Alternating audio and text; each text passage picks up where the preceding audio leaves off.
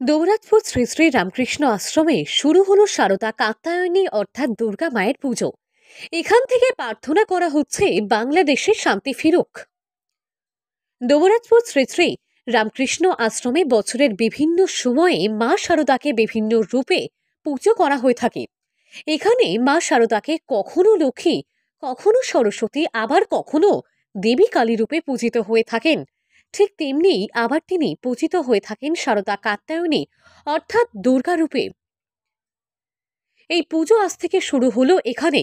বিশুদ্ধ সিদ্ধান্ত পঞ্জিকা মতে এই বিশেষ তিথিতে কাত্যায়নী মা রূপে মা শারদাকে পুজো করা হয়ে থাকে। এবছর এই পুজো ৩ দিনের। আজ মহাসপ্তমী, এরপর মহা অষ্টমী, মহানবমী এবং দশমী। তিথির ক্ষয়ে এবার ৪ দিনের বদলে ৩ দিনের পুজো হচ্ছে।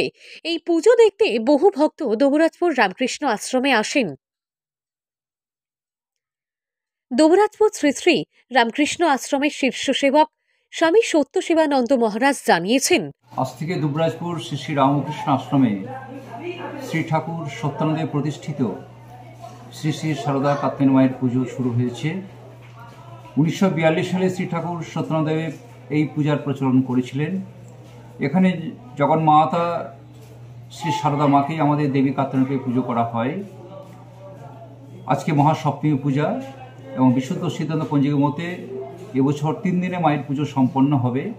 আগামীকাল মহা অষ্টমী এবং মহানবমী পূজা এবং আগামী পরশু দিন দশমী পূজা এবং আগামী পরশু দিন ভক্ত সেবারও ব্যবস্থা আছে। দুপুর 12টা থেকে সেবা শুরু হবে।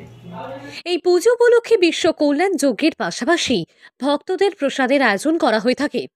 মহারাজ আরো জানান, আমাদের প্রতিবেশী রাষ্ট্রে একটা উত্তেজনা চলছে।